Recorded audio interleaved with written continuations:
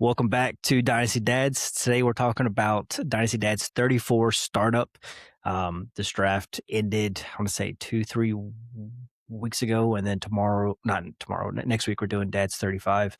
And then I'm going to do two more startups this offseason, and then we'll call it, and then we'll start doing some of the chop leagues right before the season. But let's get into some news. There's only one bit of news I thought that was really something we should talk about is Brenton Strange got a 3-year, $48 million deal. That locks him down for the next 2-3 years to be a Jaguar. I guess it bumps up his value some just because he's going to be a known player there for a bit longer. It's not like he's like game breaking for fantasy. There's so many other players are like BTJ, Myers, Parker, and Travis Hunter, and Tootin. So the ball is going to be spread around, but he's going to at least be involved. And I'd be excited if he's my tight end 2 or 3. But as my 1, I would be a bit concerned.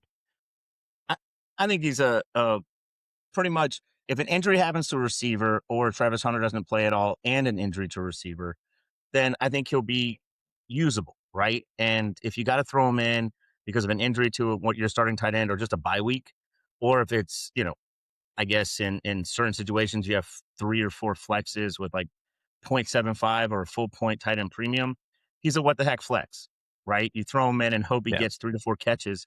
And if he does 4 for 40, even on a full tight end premium, that's 12 points, right? So It's not someone I'm super excited about.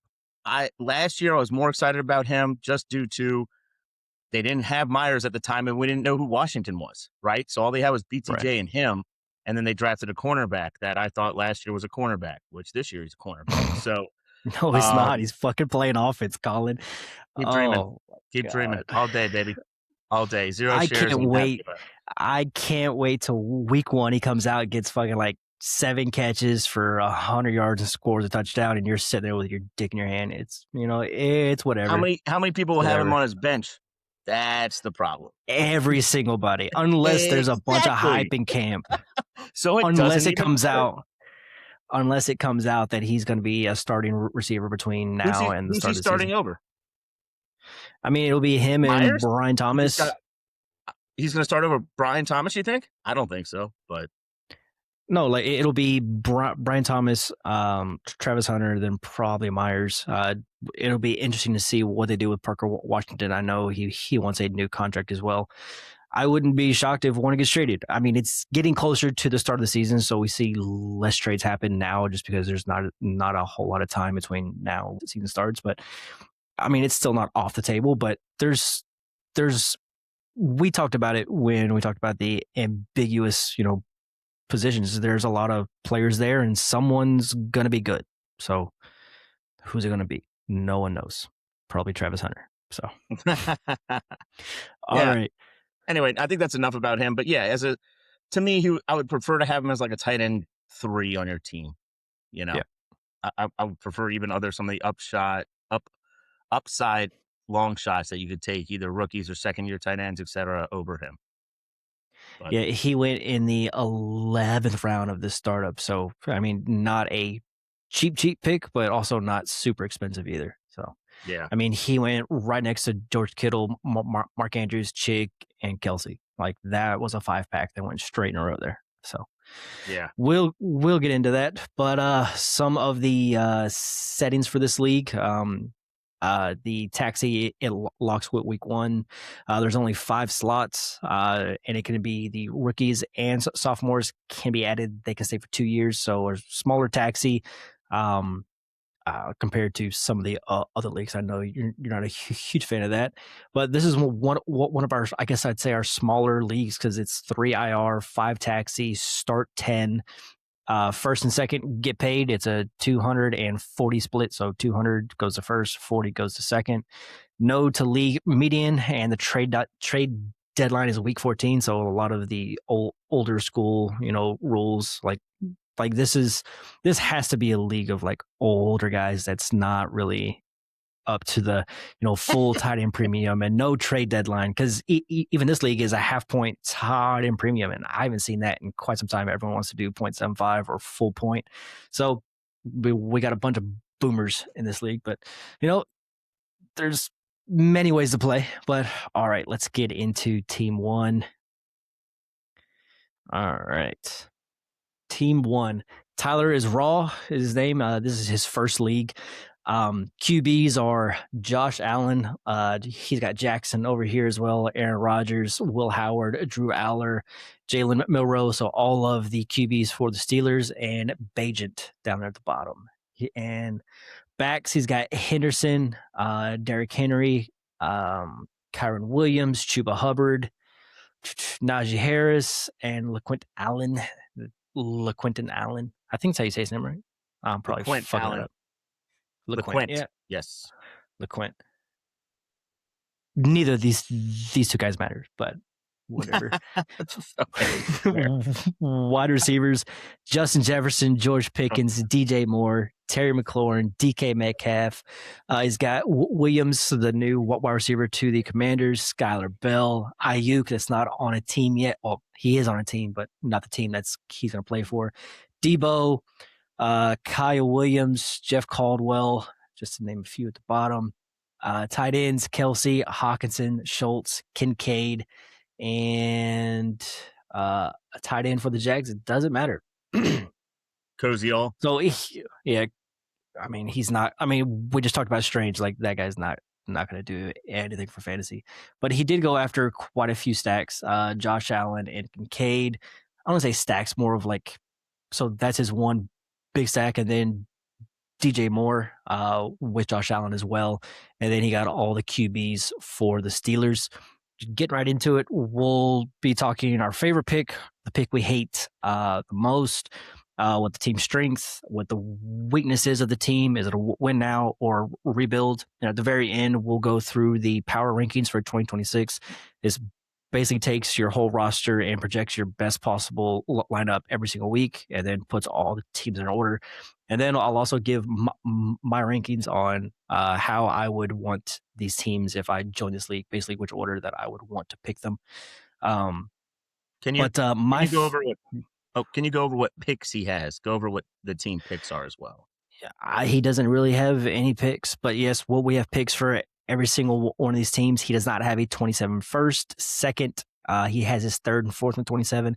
Does not have a 28 first. He has his second and third and fourth, and he has your 28 third. And all of his 29 picks are intact. So he's missing his next two first round picks. So obviously we can go ahead and say now you're a win now team because you don't have your picks. But my favorite pick was Jeff Caldwell at 29-12, just because, it's a dart throw at the very end. He was a player that has all the tools, height, speed, one of those players that's not going to work for fantasy, but that's one of the players that I would have taken a shot on very late in this draft just to see what happens, because the Chiefs, they like to have someone that can run deep. I know they still have Tyquan Thornton there as well, and they have Xavier Worthy, but just another one to throw into the hat. I mean, I don't think too many people are a fan of Xavier Worthy at this point, so just a dart throw at the very end. It's not flashy, probably never going to hit your lineup, but I like the shot at the very end. Yeah, for me, I kind of have two. The first one I went with, if you scroll up a little bit, is actually Terry McLaurin at the 9-12. The more I think about teams that are competing right now or for this season, you're getting him real late in startups. And if you want to trade for him because of the down year last year and that fact that he's 31, I believe, to me, he could finish, if the offense stays healthy, all that, what is he? 30 point something. 30. Okay. Yeah. Yeah. In other words, he's an older wide receiver. To me, he might have one, maybe only 2 years left, but there's a chance. I mean, after not last year, but the year before, remember how high he finished? What if he comes back and in this league, he's your wide receiver 4 and he finishes a top 15 wide receiver? I think that upside is possible. So the more I keep watching these teams and startups, as well as teams competing this year, not just in startups, that go get Terry, I think should be a goal. And it's something I'm saying it. I should probably practice what I'm preaching if I'm competing on a certain team. He's a guy, as long as he's, if he's on a rebuild especially, I would say go get it, because I think he has the upside to go be like I said, top 15 wide receiver this year. The other guy I like is Aaron Rodgers. We know he's the starter. It's only 1 year. There's a win now team, but as your QB3, you could do a lot worse. He went, what is that, 16-1, right? That was the pick Yeah. he went to. So you're getting a third quarterback, possible flex. If an injury happens, if you need to start him for a few weeks, we know he's the starter at the 16.1. So those are my two favorites for Tyler's Raw. What's your pick you hate the most? Check my notes. Uh, it's a deeper shot, but it's someone I'm just not a fan of, especially on a win now, and that's Skylar Bell at 15-12, so right before Aaron Rodgers. I know it's late.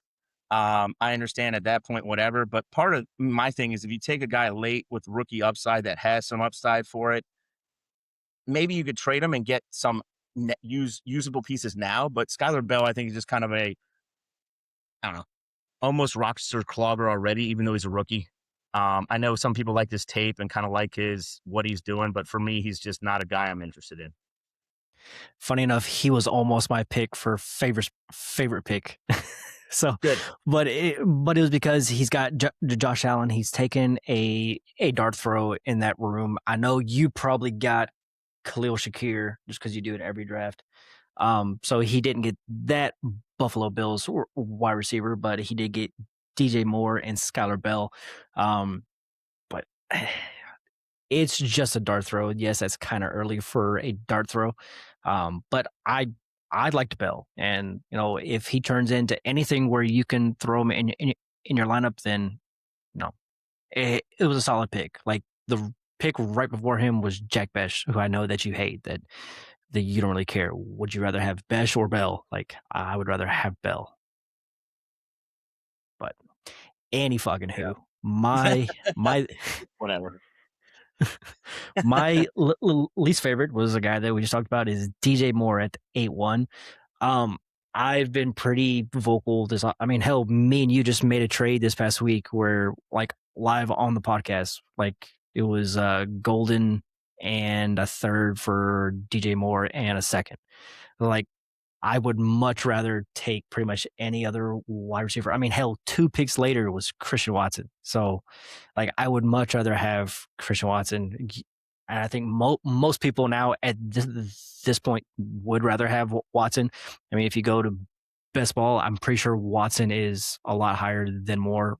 Can we stick to this team and stop talking about your Green Bay Packers, please? I'm just saying Please. why I don't like this pick is because there was other players that I would have rather had that went after, hell, even in the next round, like a Mike Evans. Like if you're still going for an older guy, like almost a full round later was Mike Evans. Like I would have rather had Wandale at this pick, and then or Mike Evans. Just pick almost any wide receiver that went after him. To me, it's less of the wide receivers. Actually, oh God, I'm going to Green Bay, but it's the trio running backs that come later that I actually like more that I think you could have taken. That's the Josh Jacobs, Basal Tootin, DeAndre Swift tier. If you're going for it now, you need more of the running back depth, especially knowing all those receivers that we just discussed are still on the board.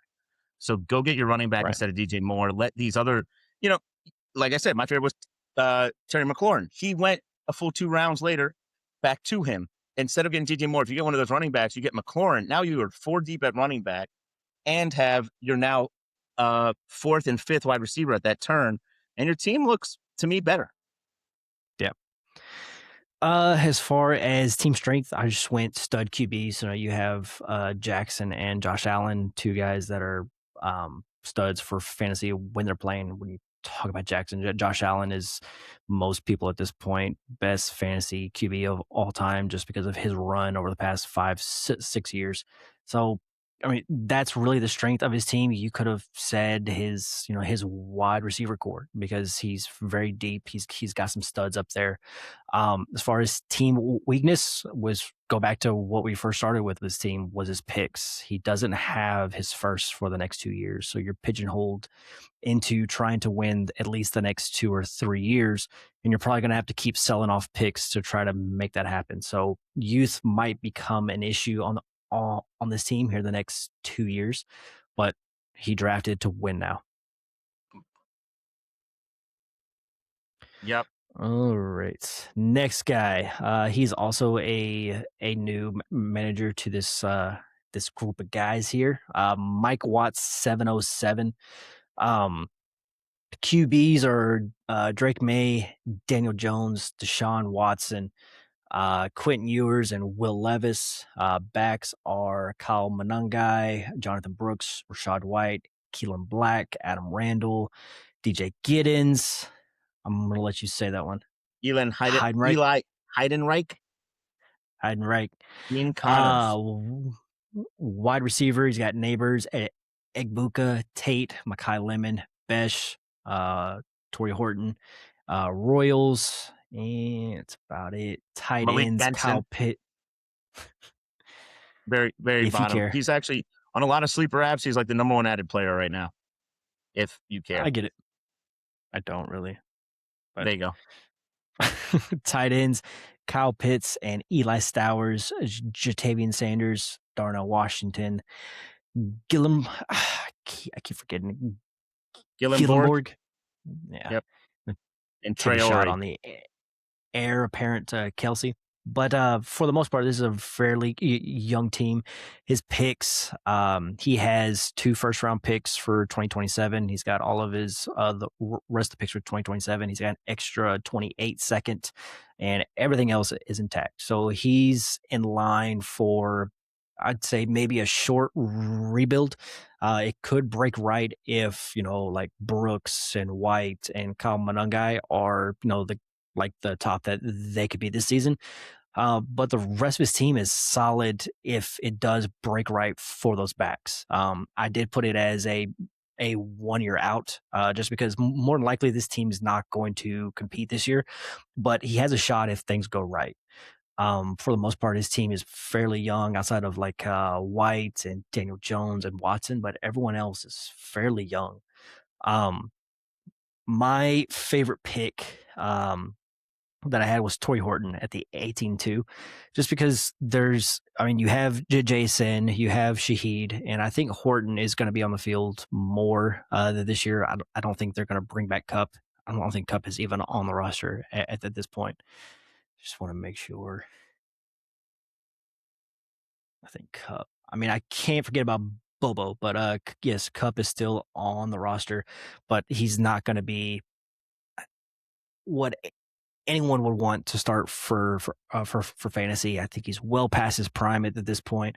But I like Horton as someone that showed flashes last year that could step into a role and be a part of that offense, because it's really just JSN, Shaheed when they get him involved, and then Horton are the 3 guys that I'm interested in for that offense. You want to go with I, the pick you yeah, love? and I'll respond to that. I like Horton. He was a touchdown machine. If you touchdowns to receptions was ridiculous. I think he led the league in that. And they still like him as a touchdown option. I think another one of their weapons is AJ Barner. We've discussed that before. But I like the long shot there. My favorite pick is actually quite early, and it's someone we've discussed multiple times that I'm not a big fan of usually, and that's Malik Neighbors. Taking him at the 211 means he fell from early second to late second, and that's big early in the draft. I think all this injury risk, might miss 6 weeks, etc. Him taking him there and then immediately saying, okay, I'm in rebuild mode, which I agree, it's probably a 1-year rebuild, right? But him immediately saying, I'm in rebuild mode. I got one stud quarterback. I got Neighbors, and now I'm in rebuild mode, going after all rookies and then adding extra picks. I love the strategy. And so Neighbors at the 211 there turned that into a sweet. I got him much later than he usually goes. And if he doesn't play the first 4 to 6 weeks, he's on PUP or something. It doesn't really affect me. It actually takes points off my squad, making my pick better. So that's how I see this team. I love the Neighbors pick. I'll move to my least favorite pick, and it's Daniel Jones. In this, I think everyone knows I'm not a Daniel Jones fan. And what's funny is last year I actually did like him, but this year I'm at the 8-2. It's just so early. Part of his strength is his mobility. When you tear your Achilles, you don't have the mobility back. And as much as people be like, oh, it may be a freak, or he's supposedly starting and he's practicing, etc., doing 7-on-7 drills, it's different when live bullets are coming at you. I mean, we saw it with when he was at the Giants. So that one worries me, not just because of this year, even though he's not playing this year, but if Daniel Jones, if that team really struggles and he struggles, are we sure he's the starter next year? And I don't think we are. That's one of my problems. Well, who would be the starter because they don't have their first next year either. So even if the team is bad, they don't have their first for next year because they use it to trade for Sauce. So would you rather have Geno Jones Smith, or someone off? Get the fuck out of here. Mac Um, Jones. that one I can get on board with Mac Jones. I'm just saying Just as a bridge go from quarterback, Jones right? to Jones. Yeah, Yeah. But I'm but I'm just but saying to also me that he's one of those that doesn't guarantee that he has the job or he's healthy. which QB after Jones would you rather have? You have Malik Willis. Willis, Bryce Young. Okay, that was 2 picks later. And after that, it's like Bryce Young, Ty Simpson, going all the way down to like Tua, Penix, Geno, way down here, JJ McCarthy. Like Well, if you're he if was you're not kind playing for this year, it's almost like just kind of let it go. But if you're not playing for this year and next year, I keep hearing more and more. It sounds like Willis has a 2-year leash no matter what happens. So take Willis and hope he's decent next year, or just kind of punt the position and say, hey, I got one QB for this year. I'm not really competing this year. I mean, when you take Neighbors injured, Ibuka, who had 4 good games, Tate and Lemon as your first 4 receivers. Like, let's be honest, we see it all the time. As much as rookies are good, they don't start the year on fire usually. Or if they do, it's hit or miss. They'll have a good game and then 2 bad ones. And anyway, but you see the team. It's not competing for now. yeah. Jones is just a piece Yeah. I don't necessarily think is there. I get the Jones pick because a lot of what he did was if things go right, I'm going to contend. And if Jones is good or even partially where he was this past season when they were on fire, then he has a chance to compete. But if it doesn't, then he just punts it till next year and it's fine. I really like this draft. But all Okay. right. Team team strength. I just put down young talent and picks. And team weakness is RB, just because like no one here is a starter unless you think Brooks is a starter, or maybe White will take the job. But You didn't go through to the pick you hate. oh, the pick I hated was Jonathan Brooks at the 10-8. And I know he's being hyped up a lot right now, and people are saying that he's probably the all RB1 or going into year 3, It's right? his 3rd year, Year 3. yes. Yeah, year 3. And he's been injured pretty much his entire time in the NFL. And I really do think Chuba is going to win that job, and he's going to be the starter. Brooks will see the field, but with that offense, I'm not excited about the change of pace back, especially not in the 10th round. I mean, there's a lot of other people that he could have taken that fits his build, but again, he's taken a swing. He's taken swings on players that could rise in value, and if things break right, then he can play this year. So I get the pick. I just don't like it. Like I would have Yeah. rather had Corum, like who went almost a full round later. I would have rather had Corum, but fair His enough. scheme is so hot right now. Like, I could see if we did the next startups we do, if I'm in them or not, I could see him going in like the 8th round. I liked the player, but I mean, if you can't be on the field, it's just tough. It's just tough. But all right, let's go on to the next team. I guess his name is Big JF. Big JF. Yeah, Big JF. Yeah. It might be short for Big Jeff. I don't know. But his picks, he does not have a first or second in 2027. The rest of his picks are intact. His QBs are Dak Prescott, Stafford, Taylor Green, future Hall of Famer, Davis Mills, and Pavia. Boom. Backs are Bijan, Hampton, Rico Dowdle, David Montgomery, Tyler Algier, Chris Rodriguez. Wide receivers are Jamar Chase, Devonta Smith, Christian Watson, future Hall of Famer, Jalen Coker, Jacoby Myers, Shaheed, Stephon Diggs, Tolbert, Chimere DK, Jerry Jeudy, Theo Wease, and Mumpfield. Tight ends are Jake Ferguson, Mark Andrews, Hunter Henry, David Njoku, Colby Parkinson, and Dawson Knox. So my favorite pick was Colby Parkinson, 25-10. I mean, super, super late. Guy is a touchdown machine. I mean, he's got tight ends for days, and I would be shocked if he ever started him, just because most people would rather start Ferguson or Mark Andrews, maybe even Hunter Henry. But with that offense, the way it's about to run, even more than it did last year through the tight end position, Colby could be somebody that could be a weekly flex for you. Yeah, you want to go through your least favorite, and then I'll do mine?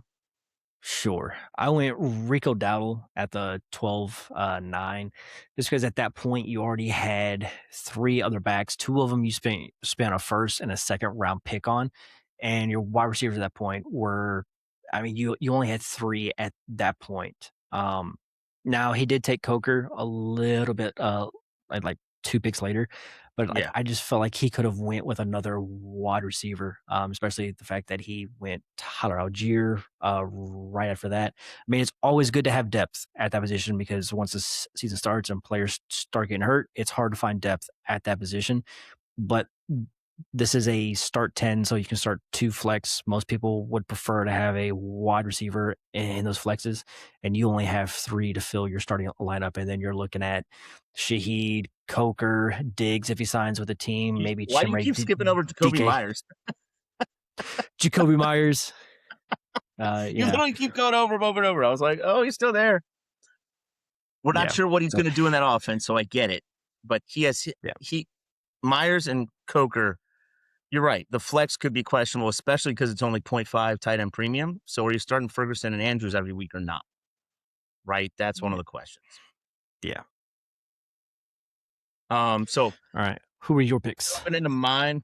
Let's go with the pick I did not like, and it's David Montgomery. 9-10 for a 30-year-old running back. I think last year he showed he took a step back. I know everyone's like, well, Gibbs took a step forward, but he also didn't play as well. Didn't look as good. I think he might be getting a step slow. And he's going from one of my biggest issues. He's going from a top 7, 8 or better offensive line to one of the bottom 3. And I know we're saying they're getting better, but are they that much better? Right?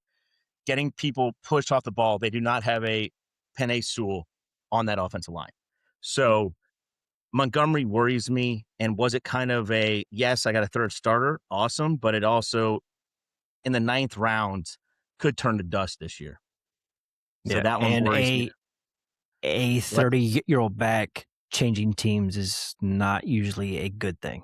So there's my worry. My favorite pick, and this is just, I need to announce to everyone, I am not a Green Bay Packers fan. I am not. But Christian Watson at 8-3, he's your third wide receiver. He got paid, and I think he might have been getting paid during this draft, maybe right before, right after he got selected. I'm trying to think when it was. But anyway, we knew going into this draft, or everyone did, that he looked like the wide receiver 1 for this team, whether he was going to get an extension or not, and now he does. Just whether you like Green Bay or not, whether you like Love or not, you have to agree at least they're a top 15 run offense, and probably Love is a top 15 quarterback. Whether you love him or not, he's there. Top 5. And so, exactly, right. I didn't want you to chime in there, but that means it's a top half offense. And if it's a top half offense, you're getting the number 1 receiver on a top half offense in the 8th round that is going to be there for at least 3 years. I understand injuries are a factor, but even on his team, I didn't mind the value of Devontae Smith at the 5-10. You can't guarantee that Watson's, you can't tell me right now who's going to have more points this year. I would maybe say Smith, especially with A.J. Brown leaving, but I think it's a toss-up. You can't tell me which one. And so getting him as your third wide receiver on any team in Dynasty, I think is great. And especially if redraft, I think his value is still really good. So if we're getting close to that season, Christian Watson's a guy I'm looking for a lot. Fair enough. Team strengths, I put RB and tight end depth just because he's got so many tight ends. He's got so many backs. He's said if someone gets hurt, he's not going to be in a pickle if he loses a tight end or a back. Obviously, you don't want to lose either Bijan or Hampton, but if that happens, then he's got at least some depth behind it in Dowdle, Montgomery, and Algier, who I think is going to get more work than people like this year. Um, but yeah, team weakness, I went QB youth just because Dak is old, Stafford is old. So eventually, you know, you're going to have to address that position and you don't have a pick next year. Not to say that this team would be in a spot to take a top guy in next year, but maybe 2028 is when he can take one. And obviously, he can also make trades, Yeah. between now and then if something happens. But outside of that, he doesn't have another startable QB except for Green once he starts in like week 4 or 5. But Yeah. other than that, it's just those two old guys. Yeah. The only problem is because he only has two quarterbacks and Mhm. they're older. You're right. Is if one gets hit with an injury, this team is going to be scrambling for one to add Yeah. one for the playoff push. Now, there are a couple of teams clearly tanking or playing for future. So there should be an opportunity, but we'll have to see how that goes. Yeah, like if the last guy, well, no, like I was about to say, if the last guy wants to trade Daniel Jones to him, But Yep. Yep. anyway, next guy, Zargos. I Yep. think that's Sounds close right. enough. Zargos, he does not have a first or second in 2027 or 2028. The rest of his picks are intact, so he's got a third. Actually, he does have his second for next year. Sorry, for 2028, not 2027. But the rest of his picks are intact, so he's missing his next two first round picks and then a 27 second. QBs are Tyler Shuck, Malik Willis, Kyler Murray, Tua, Penix, Shador Sanders. So this is probably a team that might sell a QB to the team prior. He's got Joe Milton, Zach Wilson, and Cole Payton. Backs, he's got JT, Chase Brown, K9, CMC, ETN, Javante Williams. I said ETN, HN, sorry. Uh, Emmett Johnson. So he's got the handcuff to Kamara. Walker. He's got Alvin Kamara, wide receivers, Rashee Rice, AJ Brown, Alec Pierce, Jalen McMillan, Chris Bell, um, Caleb Douglas, tight ends, Sam Laporta and Terrence Ferguson. I don't know, tight end. Klein for Houston. And that's about it. This is an interesting team for sure. He traded a lot. In this, Yeah. I mean, he's moved all around the board. My favorite pick was Jalen McMillan at the 12-5. Uh, he's probably going to be your wide receiver 4. I don't see anybody else. I don't think Chris Bell is going to play much. So Jalen McMillan at the 12-5 as your wide receiver 4. You waited from the 7th round when you got Pierce, and you waited another, what is that, 5 more rounds to grab another receiver, and it's someone that could see a good amount of playing time. I know they have Egbuka. They have oh wow, why am I blanking on him now? Chris Godwin, who you tried to trade me today for 27 second. And Jalen McMillan, someone I think is going to be on the field quite a bit. And to get him at the 12-5, I like that pick. I like the player. If he could just get more playing time, I think he can really be something. Not that he's going to be your 1 or 2, but have as a flex, I think he can surprise people. My least favorites, I went with a couple. Rice at the 5'9", just because he's going to be on every single one until the end of time. For me, as my least favorite pick. Yeah. Sam Laporta at the 7-2, and it's because he took him at the 7-2 when not that long. I mean, in the same round went Kraft and Pitts, and I think I would rather have Kraft and Pitts over Sam Laporta just because of the injury concerns with Sam Laporta. Also, that offense, there's more weapons, and Sam Laporta is not going to be a focal point. So I thought at the 7-2 was a bit early for Sam Laporta, especially when the other guys were on the board in Kraft and Pitts. especially Kraft. Like Pitts, I Yep. understand if you want before or over Pitts, but Kraft, we saw his upside is truly as like a top 3 tight end. So snagging Laporta there.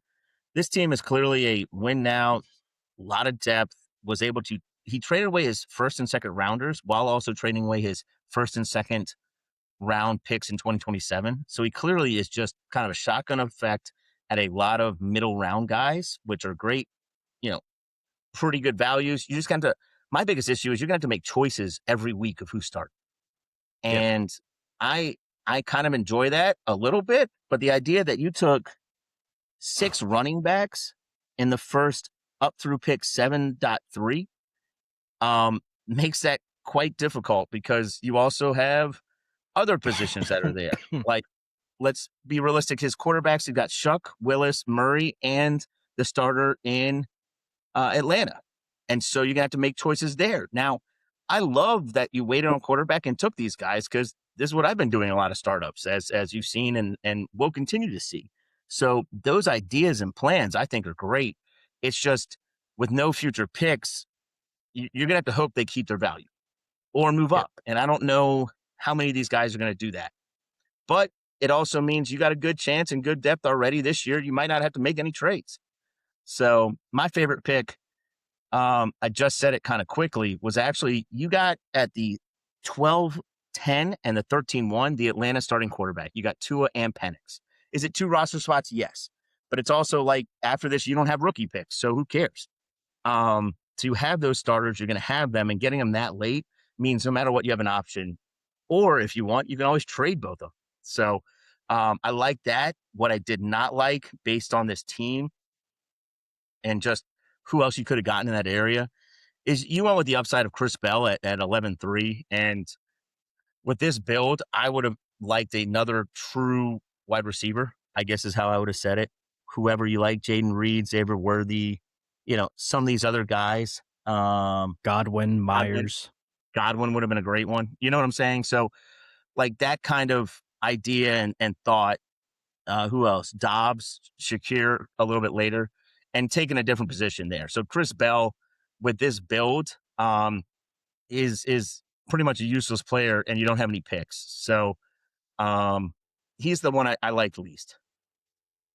So it comes down to week one. You have the 6 backs: JT, Chase Brown, Javante, K9, McCaffrey, and Achan. So you can only start 4. Your 2 in your starting slots, and then 2 flexes. Which 4 are you starting? You've got a problem. I think Etchen or ETN, I still call him, is on the bench for sure. And to me, it really depends who is the starting quarterback for Indy. And I know you took him earlier, but who between the other, so Etienne's on the bench, and then of the other 5, not including McCaffrey, who has the toughest matchup? Oh, I mean, I can pull it up for week one. Well, now we don't care that much. It's his decision. He'll have to choose.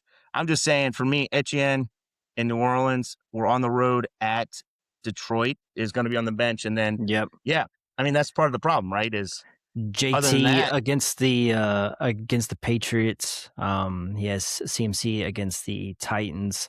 He's got Walker, Kansas City. Kansas City. They play the Rams in week 1. Saints play the Jags. Did I miss anybody? Oh, the Cowboys. We don't play the Jags. We play Detroit. Seahawks. Oh, that's probably preseason week 1. Whoops. That's so, not right. Yep. So the Niners play the Rams. The Bengals play the Bucks. The Saints play the Lions. Colts play the Ravens. And who am I missing? Javante plays the Giants. And then K9 plays the Broncos. So he's got some tough matchups for backs week 1 outside of, what was it? The one. I think there was one that was pretty favorable. Oh, yeah. Chase Brown against the Bucks. And that's kind of that's favorable, but Vita Vea right now is holding out. They'll end up getting a deal, but even if he is healthy, I think it's an easy matchup. That defense lost Devontae David. Talking about the Bucks, they've lost some other other older veterans. That defense has not gotten much better. Yeah. So the point is, 2 of your top 7 picks are gonna be on the bench every week if everyone's healthy. So, Yep. Hey, you got the um, depth team, for future weeks. It's just tough early on. yeah, yeah. Uh, team team strength. It's what we've been talking about is the backs. Team weakness is wide receiver and future picks. I mean, I love AJ Brown this year. Rice, I don't know. If he's on the field, he's good. Pierce, he just got the bag, and then after that, you're looking at Jalen McMillan as your 4, and then really nobody else that you feel confident in starting, and you have to start 3 of them every week. So Especially with Pierce and the foot injury and the surgery. Like, what if he doesn't play week 1? Are you starting McMillan? So you'll you'd be have starting to. Shuck, Kyler Murray, McMillan. Yeah, your running backs are awesome, and then you got to throw in Laporta with the back. Who knows how healthy he is or ready to go? There are a couple holes, even though you have no future picks, right? So Yeah. So if everything goes right, this is a win now team. If things go bad, you really don't have the ammunition to plug the holes at the positions outside of backs, yep, unless you trade the backs. right. Well, what it is nice Oh, is that if this team turns south quickly, Christian McCaffrey will look gorgeous on any contender. Like, no matter what you think, that guy is an easy sell if he's producing, and the team you try and trade him to is, 5-1, 7-2, something like that. If that's where you realize your team went south, or he's helping carry your team and you're in the playoffs. So who cares? yeah. Next team, du- double tap. You've been near the bottom of my rankings pretty much every start of this offseason. You finally decided to start trading during the startup. So, and I think you did well. You still went heavy at QB at the very beginning, but you kept all of your picks. You got an extra 4th from Colin here. In 2027, you got an extra 4th from Mike Watts in 2028. His QBs are Jaden Daniels, Trevor Lawrence, Bo Nix, and Brock Purdy. Once again, he goes heavy at QB to start the draft. I don't know if he took another QB the rest of the draft. Riley Leonard and Gardner Minshew. Backs, he's looking at Cam Scatterboo, Saquon Barkley. He's got Marks. He's got Nick Singleton, Tony Pollard, Keaton Mitchell, Sean Tucker, James Conner, Jamari Taylor, and Trevor Etienne. Wide receivers, Denzel Boston, Jaden Higgins, Mike Evans, Wandale, Cortland Sutton, Tank Dell, Kayshawn Booty, Pat Bryant, Calvin Ridley, Cooper Cup, and Hollywood Brown. Tight ends, Kenny Sadiq, Brenton Strange, who just got the new contract, and Helm, who we both like. That's probably a little early, but I still like him. Pat Fryermuth, and that's it for tight ends.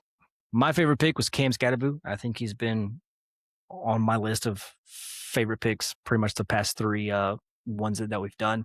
I think he's like, it was between him and Javante. I would rather have Cam Scatterboo, and there was nobody that went after him that I would rather take. Hell, you could probably go back a little bit. I would probably prefer Cam over Saquon Barkley at this point, and that might be a little bit hot, but Saquon's old, and Cam Scatterboo I think is going to be good. I mean, he's shown that he can be good. As your RB2 in the 6th, that's the type of route that I usually tend to go, is wait till the 5th, 6th, 7th round to get my first set of backs. And that's what he did. So, and he got 2 good ones, but my favorite would be Cam Scatterboo. My least favorite pick was Brock Purdy at the 4-2. You already had 3 QBs. You're a little light at wide receiver, to say the least. I mean, you didn't take your first one till the 9th round, and you took 4 of them in the 9th round. You could have had Tate, Garrett Wilson, Ladd, Burden, Tyson, Rome, AJ Brown. Like Purdy is not going to hit your lineup most weeks. I mean, Jay Daniels could get hurt, but Nix could get hurt. Trevor Lawrence is someone that you're probably going to be starting every week, but you can only start 2 QBs and you have 4 of them. I would be looking to try and trade Brock Purdy, or me. I'm not a huge fan of Bo Nix, so I would be trying to shop the guy that's more expensive, that you could get someone as a wide receiver that is equivalent value versus Purdy's value. because Purdy is someone that usually goes fourth, fifth round. But Bo Nix, I've seen go in the second or third. So I would rather try to trade one of those guys for a wide receiver. But I get why you take the four QBs. They're the most expensive position. When guys need them, they have to overpay, and it's also very hard to trade a QB and not get one back. But since you have four, you can make that deal with somebody where you can trade away the QB and get a stud back or a wide receiver. But Yep. So you said your favorite, your least. Looking at mine. Mine's quite late. It's actually 22.5. I really like Sean Tucker, just getting him as a throw-in backup running back. That if something happened, where there's smoke, there's fire with Bucky. Yes, he's back practicing, etc. But Sean Tucker was a goal line guy, had some explosive weeks when the starters were down. So I like Sean Tucker that late. Is just a guy that nice backup second or third string running back on the depth chart that could be usable if an injury happens. And then my least favorite, it goes back to kind of what I said before with a different player, and this time it's Mike Evans. I know he went to a new team, switching teams after your 30s, and we love the San Francisco offense, etc. Just, is he washed? And I don't know. He's getting more and more injuries. He's getting older. What worries me, I guess, about this build? You took 4 quarterbacks, so you're already missing starters. You take Cam Scattergoo. Yeah, that's even that was better. close enough. That was close enough. Great. But right after that, you take Sadiq, who is not really going to be producing tight end this year. He kind of just doesn't fit where you're at. Taking those 4 quarterbacks, yes, it lets you trade, but you got to be aggressive. You got to be active. Mike Evans just doesn't fit everything else to me. You got Wandale, who's young. You got Jaden Higgins, who's a second-year guy, young. Boston, who is a rookie and could be good. But does Mike Evans carry your team into a contender this year, or is he dust? It's almost like if you're going to do it right, is you take Evans and one of these quarterbacks and you trade them to a contender and get a stud at something else. Evans and Purdy, and you go get, I don't know, T-Mac or a Justin Jefferson or a CeeDee Lamb or something like that. Maybe Malik Neighbors, but that team was rebuilding. You know what I'm saying? Like, that could be the trade you want to make. Yeah. I still think Mike Evans is a good player. The problem is just he's not been on the field much. But when he's on the field, I still think he's a good player. It worries me him going to the Niners where everyone likes to get hurt. So it just makes him more of a question mark. But if Evans stays healthy, he'll be a wide receiver 2 or 3 in fantasy. And I mean, that's your best wide receiver. That's a bit scary. If everything goes right, this is a team that I think is going to win now. If everything goes right, he does have Strange as a tight end if Kenyon starts off slow. So he'll have a decent starting tight end, not one that I would feel comfortable as my tight end 1. And who knows, with Geno Smith, Sadiq could be something right out the gate. We don't know. But there's not a whole lot of studs in the pass catching room. You got good QBs and backs, but other than that, it's a bit of a question mark. But I think this is a team that could be like on that 5, 6, 7 bubble of teams to make the playoffs if things go right. And if he loses a wide receiver or sees that he's not getting the production that he wants, then he's got the ammunition and picks and QBs to go get someone to fill those holes. Team strength, pretty obvious. It's QB. Team weakness, we just talked about it, is the wide receiver.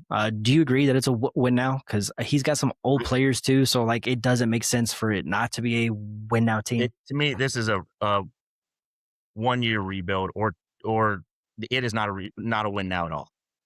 Like, one of the things I do like that I guess is kind of win now is Tony Pollard and Nick Singleton. You got both of them, but you're literally starting Gunnar Helm week 1.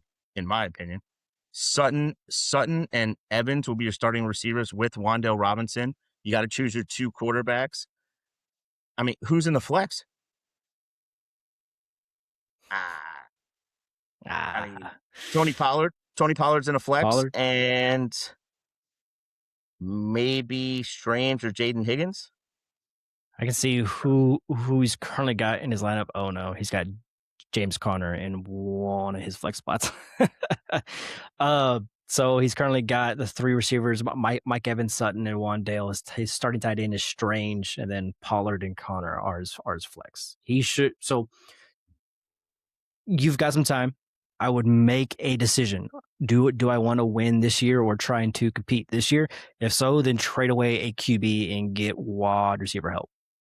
If you want to play for it next year, then trade away Saquon, Mike Evans, Sutton. Sutton, and Pollard. I mean, And then you're set for yeah. next year with Cam Scatterboo. You've got all the value at QBs, got a young tight end. And then you You still have have 3 some young young tight ends. Like, tight wide ends, you're receivers. good. You don't have to draft Yeah. one. You got Yeah. real youth at tight end. You got the quarterbacks. You got Scatterboo, maybe Singleton. You got Woody Marks, who's young, whether we like him or not. And you have Wandale, Higgins, and Boston. That's why, to me, it's not a win now. It's a just when's the time to trade away, whether you want to keep Saquon or not, but when do you want to trade away Evans and Sutton? Yeah. That's the real question. It could go either way. That's why I was saying he's like on that 5, 6, 7 edge there. It depends on what trades he makes before the season starts. So Fair. all right. This next guy, this is his first league with us. Park Place 17. His picks, he does not have a 27 first or second. There's 3 or 4 teams here that have multiple firsts for next year. And Colin, you're one of those teams. He doesn't have his 28 first or second or fourth, so he just has a 28 third. And all his 29 picks are intact. So he's sitting at a spot where he has basically no future capital until 2029. QBs are Dart and Love, and I think those are only 2. No, he got Jameis Winston, Tyrod Taylor, and Marcus Mariota. 3 guys that could see some playing time at some point this year. He got the backups to Dart and Love. Backs, he's got Cook, Price, Irving, Charbonnet, Aaron Jones, Vidal, Emmanuel Wilson, and that's it. Wide receivers, CeeDee Lamb, Garrett Wilson, Marv, Zay Flowers, Devontae Adams, Xavier Worthy, Trey Harris, Keon Coleman, A.O. Manor, Thomas for the Bears, Jawan Jennings, Isaiah Bond, Taekwon Thornton, Jahan Dotson, Burks, and Key for the Broncos. Tight ends, you got Tyler Warren, Tucker Kraft, Isaiah Likely, and that is it. My favorite pick was Kraft at the 7-8.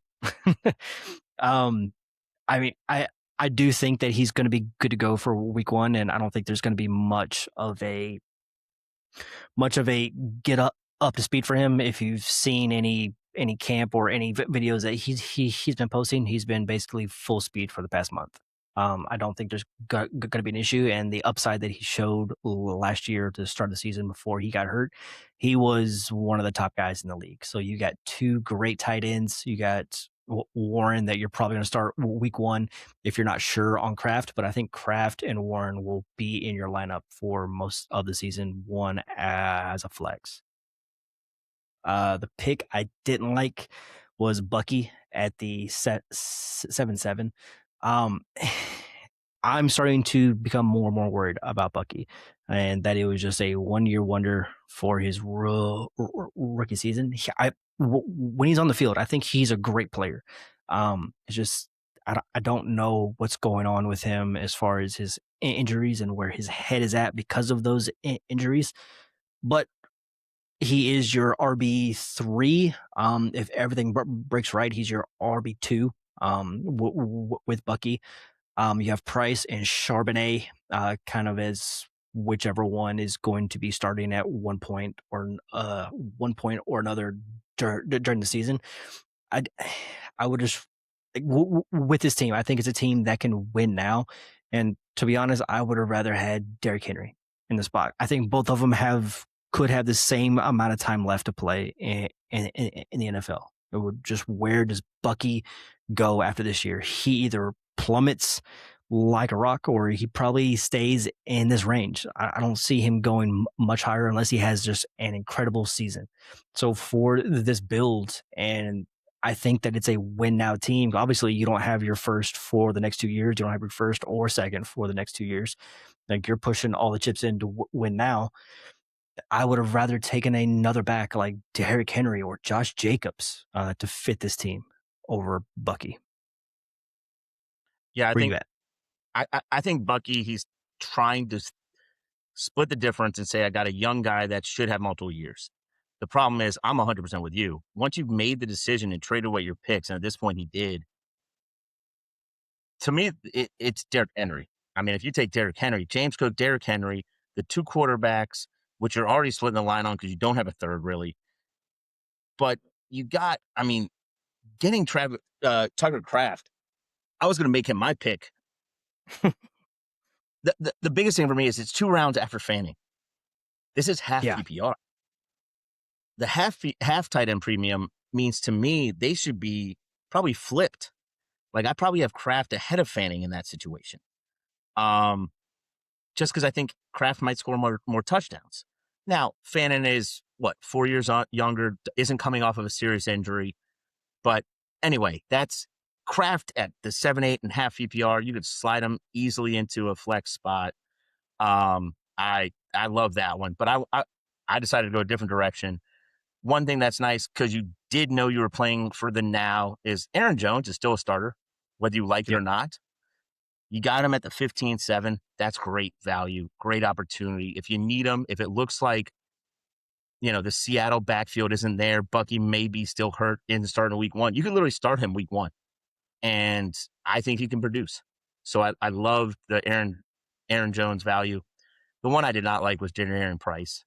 Like we're back then, maybe we thought, this is 3 weeks ago, we thought more and more like he was guaranteed starter. And now all the words coming out of camp is they got him kind of as insurance, even though he's a first round pick. And it's like at the 6-12 just feels too early for me.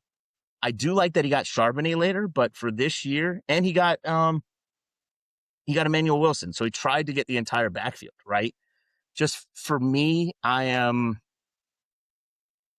maybe not as strong as petrified, but less. Let's just say I don't think Price is the answer. I know they took him in the first round.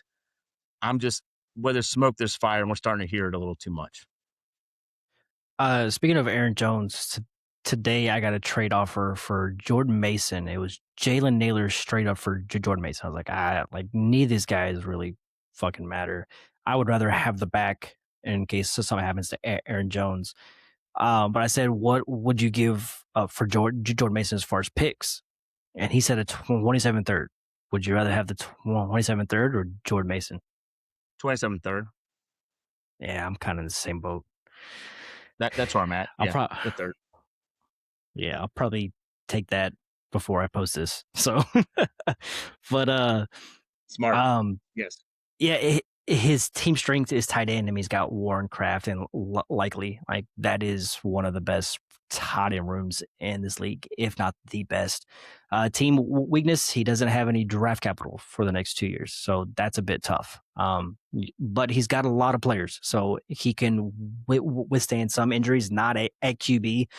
Although he does have the backups to Love and Dart, so if anything happens to them, I'm not excited to play. I mean, I'm excited to play James Winston just for fantasy, but Tyrod Taylor behind Jordan Love, I'm not super excited. If something goes wrong with a QB, Dart is injury prone. Love has missed games over the past 2 years. He's going to have some weeks outside of bye weeks where he's probably not going to have a QB2. But I see this clearly now as a win now team. You don't have the draft capital, and you got all these stud players, and he does have youth, so that can help him over the next 2 years. Guys won't age out quite as fast because he did go young. Also, he's got guys like Devontae Adams. It's 1 or 2 years left, if he's got anything left for this year. I mean, he'll probably play with Stafford until Stafford quits, unless they trade him, which they were trying to trade him last year. But yeah, Do you agree this is a win now team? Oh, yeah. It's definitely a win now, and there's no other way to look at it. His only issue is he's skirting the line with quarterback. If at Yeah. some point he might have taken another, and he's the perfect team to me. If you take a Geno Smith or Aaron Rodgers, like we talked about, that would have been awesome, right? Yeah. Because the rest of the team is strong enough to carry you through an issue with a QB2. But if that QB2 can at least, get you typically 15 to 17 to 18 points, that's good enough. Yeah. This next guy was supposed to be on the episode tonight, but he had a last minute thing pop up. Eddie Baumgartner. That's the way I'm going to put it, unless you have a different way I of think saying that's it. right. But I think that's right. um, Eddie Bum. but Eddie Bum. His name is Eddie. This is his first league with us. His picks, he doesn't have his 27 first. Everything else is intact for 27 and 28 and 29. His QBs are Justin Herbert, Fernando Mendoza, Geno Smith, Beck, Cade Klubnik, and Garrett Nussmeyer. Backs are Ashton Genty, Josh Jacobs, Blake Corum, Jordan Mason, Sampson, Trey Benson, and Hemby. I don't even know who this guy is. Elijah Tolliver? Wait, let me see it real quick. Tao Elijah. Tolliver. Yeah, no idea. Next. No idea. Wide receiver, JSN, T. Higgins, Casey Concepcion, Omar Cooper. He's got why am I Michael Wilson. blanking on? Yeah, I was like, why am I blanking on his first name? Michael Wilson, Dobbs, Shakir. I know you were probably very upset that you couldn't get him. He's got Tesla, Jalen Naylor, Xavier Getz, Deontay Thornton, Keenan Allen. Tight ends, he's got Harold Fannin, Barner, Mason Taylor, Arroyo, Noah Gray, and who's that? Kanak. Jaron Kanak Kanak. for the Titans. Yeah, that's what I said. Yeah.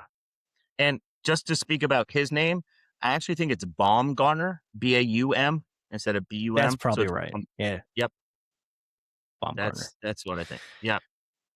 Fair enough. My favorite pick was Josh Jacobs at the 8-7. I'm not trying to, just pick all Packers. I think I've picked two. Okay, like let me have it. But where he got him, I thought that he was the last of a tier that could finish as a RB1. Like I don't think Tootin could finish the RB1. I don't think Swift can finish the RB1. Definitely don't think RJ Harvey could finish as an RB1.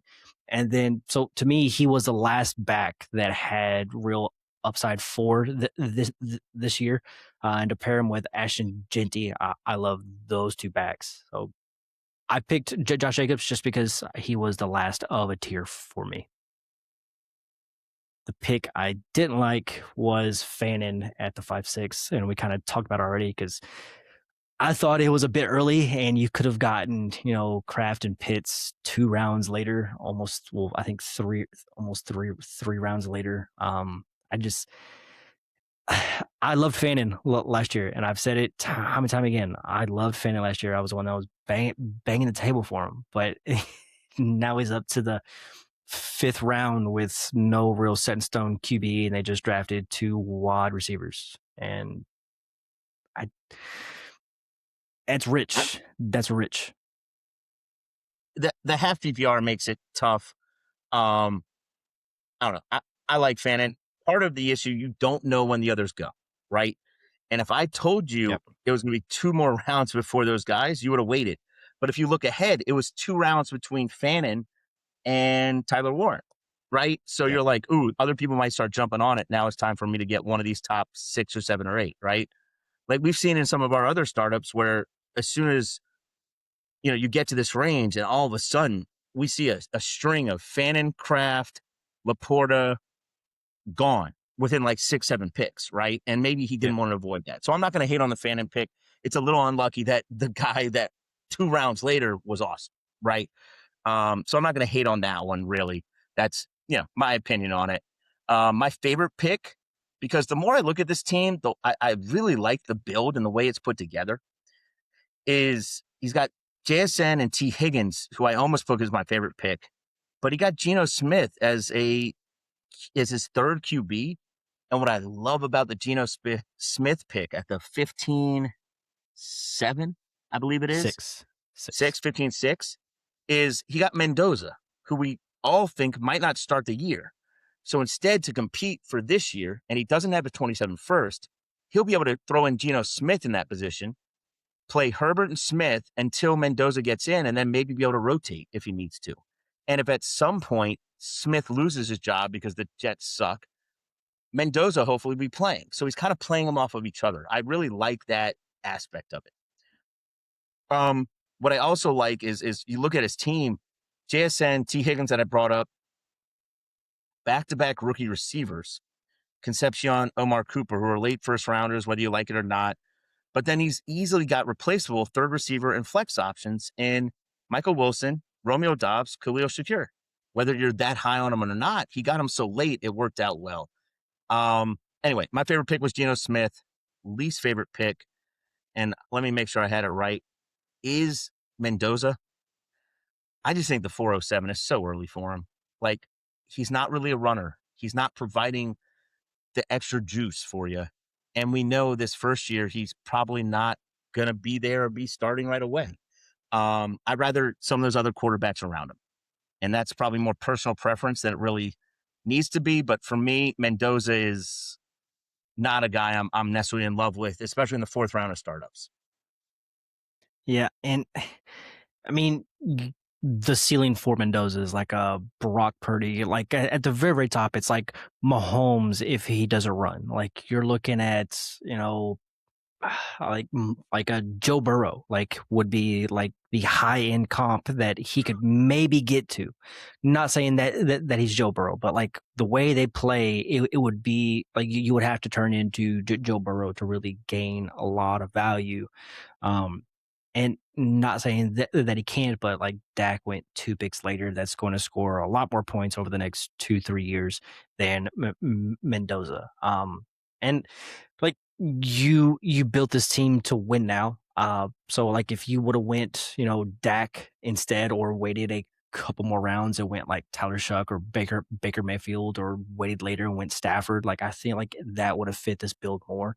But you're getting a young QB that could rise in value, and that's just fine. He was almost my pick that I didn't like too, but I was like, I've got to take Fannin because Kraft went so much later. But I get it. It doesn't really fit the win now style. But like you said, he does have Geno, and then if Geno's trash, then there's Cade Klubnik to step in. So at least you have a body that can play there. But you'll be starting Herbert every week that he's healthy outside of his bye week. So Yep. And when he took Mendoza, I mean, clearly then you're playing for the future-ish, but I think he also traded his first around there.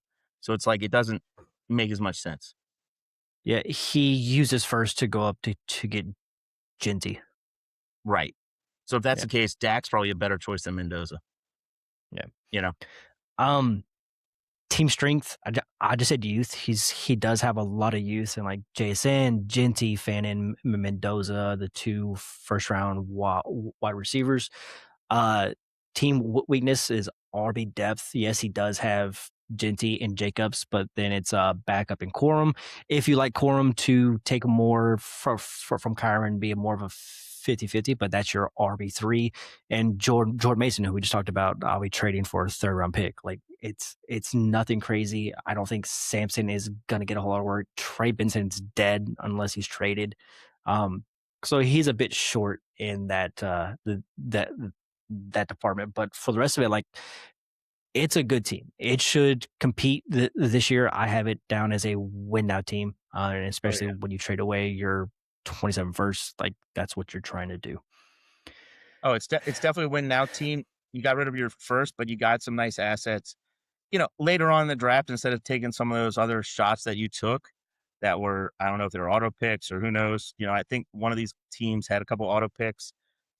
Just instead of taking the extra receivers and maybe some like the Mason Taylor area, grab a couple more second string running backs, and then you have the opportunities. That would have been my only gripe. And now we're talking gripes in the 19th, 18th rounds. Like, come on. Yeah. So I think we're good. All right. Going on to Jason. He's pretty much been here since the very beginning. I believe he's in some of the early Des leagues, like 2 and 3. Like he's been here for pretty much the whole time. Also, he just made a trade with another team in this league, and I want to bring that up now. He now has St. Brown. He traded away his 27 first, his 28 second, and Brian Thomas, and he has St. Brown. So when we're going through this team that they drafted, just know that he doesn't have his first anymore and his second for 28, and he also doesn't have Brian Thomas, but he does have St. Brown, and he got back a 28 third. So his picks, he doesn't have a first or second for 2027. He's got an extra third in 2028. His team, Joe Burrow, Cam Ward, JJ McCarthy at QB, and he took Joe Flacco at the very end of the draft. His backs are Jeremiah Love, Bashaw Tootin, Warren, Gainwell, Spears, Lloyd. He's got Bill Krosky over there.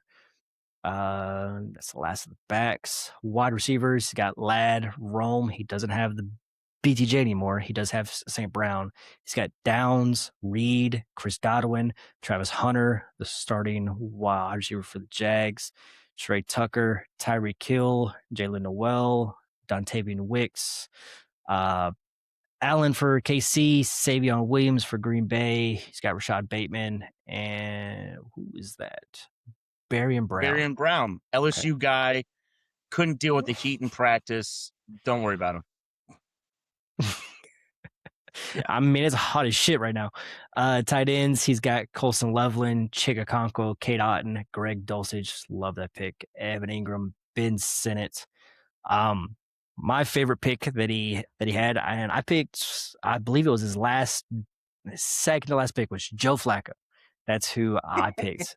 Just because he's got Joe Burrow, and Joe Burrow hasn't exactly been the pillar of health the past 3 years, 4 years. So just knowing that you have someone that's going to step in and be great for fantasy. If anything happens to Joe Burrow this year, I like that dart throw at the very end of the draft. The pick I didn't like was JJ McCarthy at the 12-4. I just don't see much upside with this pick. I don't think he's going to beat out Kyler. And his best bet is to be traded away to go to another team. And where he hasn't shown that he can be good with even Kevin O'Connell, who is, supposed to be great with QBs. Like, he didn't look good at all last year. JJ McCarthy would just be completely off my board in drafts unless he fell to like the 20th round. I just don't like this pick. You could have taken, Tua in the same round, or Penix, whichever one you think is going to win that job in the same round. I just feel it was a wasted pick, Jason. Yeah. No, I'll jump in because you're talking about him. I'll go with my least favorites as well to start with.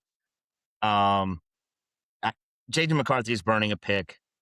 Just even if he gets traded, he's not. No team's going to start him right away. Like, for fantasy, is he like, he's 2 years behind Anthony Richardson and Mac Jones on the trajectory of be a backup, look like a quality guy, and then get another opportunity. And he's 2 years behind those. So I have him on some leagues because he's impossible to trade. So getting him here at the 12th round, like, it's just burning a pick. My other one, and I'll continue to say it, is Travis Hunter, burning a pick on a cornerback. Like, I can't wait. If I told you he has 48 receptions, 610 yards, and 4 touchdowns this year, is that even exciting if it happens that way? Like, I would say he gets more than that. I'm telling you, if that's what he hits, and I'm saying he's a cornerback, but if that's what he hits, that's not usable.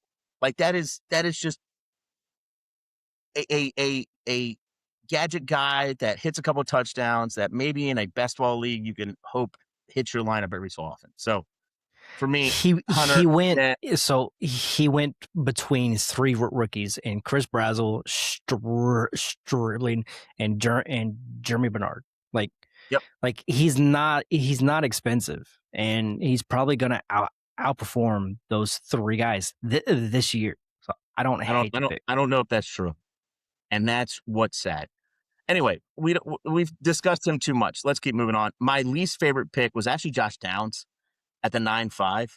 Um, I'm just I know people like the opportunity. I already told you my issues with Daniel Jones. Is he really going to play two wide receiver sets? Like, he played 16 snaps, I think I heard someone say, in out wide, and they're trying to convert him, even though he's a smaller receiver. Like, I just don't know if that's going to happen. And if that's the case, part of my issue is I see you took Jaden Reed 2 rounds later, and I'd rather have Reed, who got the contract. And to me, they're almost the same guys.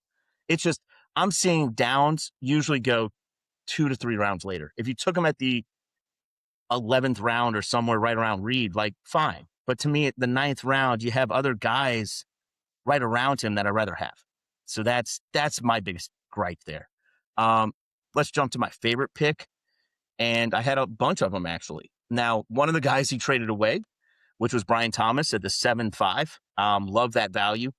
And to be honest, to trade him plus a first to get up to Amon-Ra, I think is really good value in trading by Jason.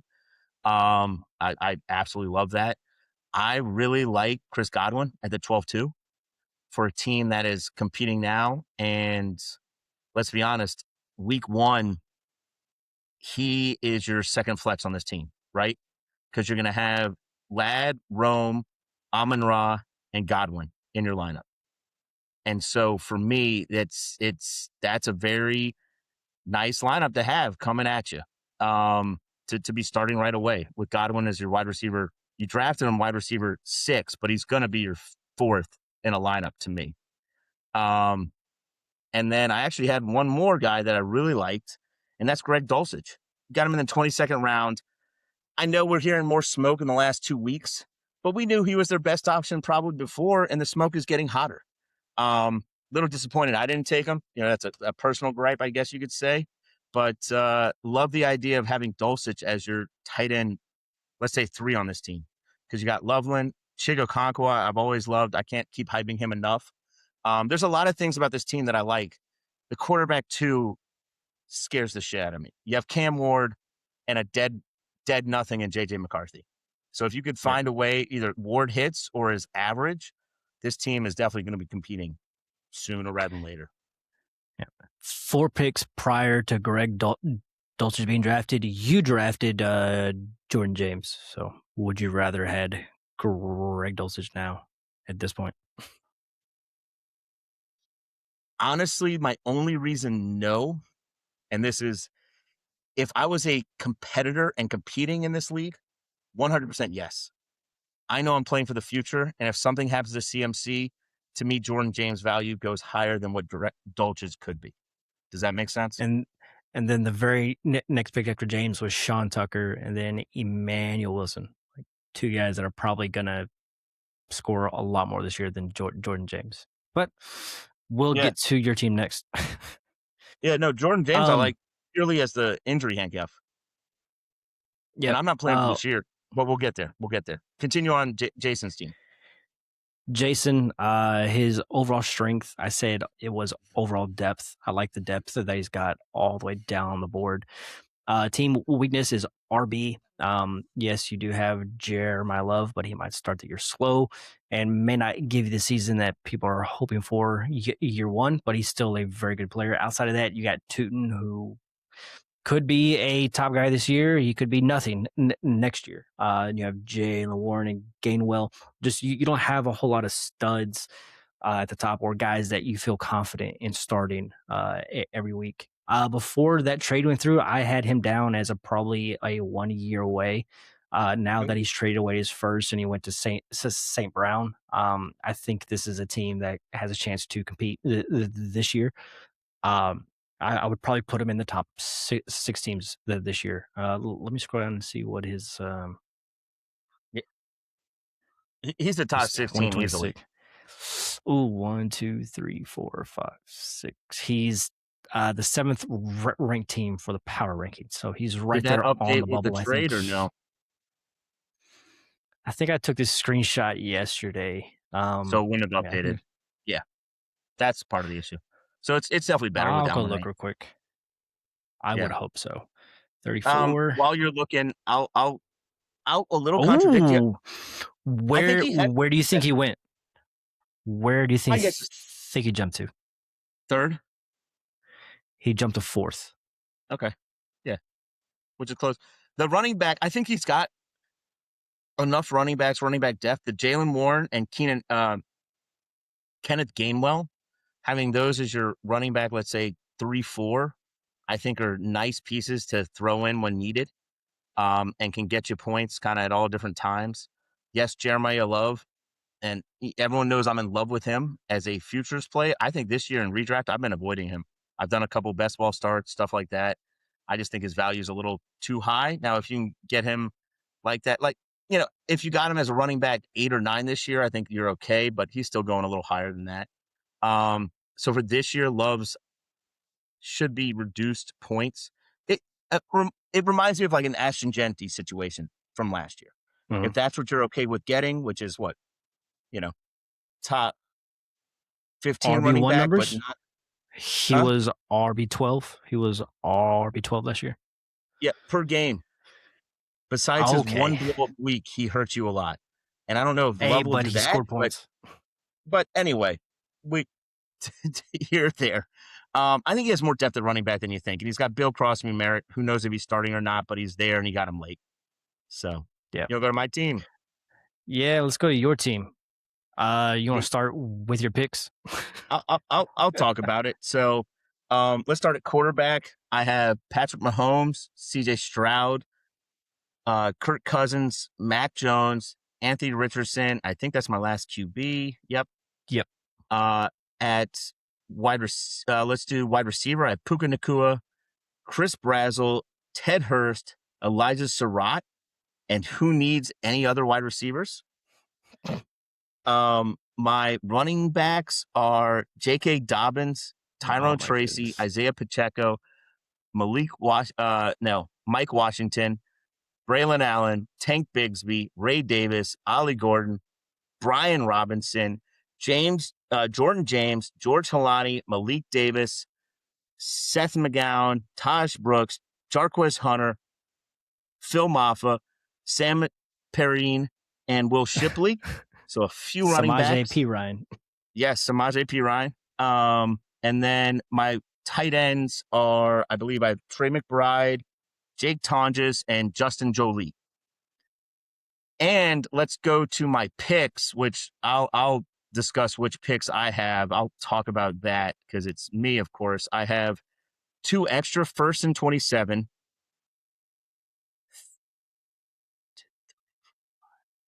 5 extra seconds in 27, and my own 27 third. And then I have 3 extra first and 28 and 2 extra seconds in 28 and lost my 28 third. So clearly I'm playing for the future. What? I have, No way. what'd you say? Said what? Yeah, exactly, No right? way. I got rid of my 27 fourth and my 28 third and added all these extra picks. At some point in the draft, if you see the board of what I discussed, I got Puka, McBride, Mahomes, and Stroud, and then don't have another player that was drafted or taken until the 14th round. At some point in the middle, when I added picks, I was able to make a trade with Lauren Hudat and went up and got McBride. I know it's only half tight end premium. I still think McBride is a very stud asset to have. I made a trade where a bunch of middle picks I gave up. I forget the exact trade. I got McBride and I got, it looks like 1, 2, maybe 3 or 4 after the 14th round. So I got McBride. So I have Puka, McBride, Mahomes, and Stroud, and then a bunch of just dart throws, etc. As you can see, so many of these are backup running backs. The whole point of having them is not that I think I'm going to start them, but if someone gets injured, I have a value I can immediately hopefully flip for like a future second. Or 2 of these guys I can flip for a second. Something like that is what I'll be active on the trade market doing. The receivers, other than Puka, no other way to put it, are weak and suck. I didn't see much value there, so I just kept going those running backs. A lot of it is going to be, what can I trade? And then in next year's draft, can I find a way to get 1 or 2 quite young, good Wide receivers. I took a lot of those late round dart throw quarterbacks, as in Cousins, Mac Jones, and Anthony Richardson. Part of my thinking immediately is, can I trade Cousins one right before the season or 1 or 2 weeks in if he's the starter and looking okay? And can I give him to the Mendoza owner or someone else that's competing now, as well as J.K. Dobbins? So this is my team. I guess I'll go through it and talk about it. My favorite picks: Mac Jones and Anthony Richardson as pure speculation QB3 options in the future. My least favorite pick: J.K. Dobbins. Just, I don't really know what I'm doing. I guess he's the starter now, so I need to get rid of him soon. And then Cousins, just because I must trade him. Like, he's a pure speculation must trade. So favorite, least favorite, etc. What you got? Yeah, I would just go to the team that drafted Mendoza. Like, here's Kirk Cousins for third or a second. You know, if he doesn't want to lean on Geno Smith to start the year. It's fair. But also, I just want to talk about your picks because I don't think you went through them. You have 3 firsts for 2027. You have 6 seconds for 2027.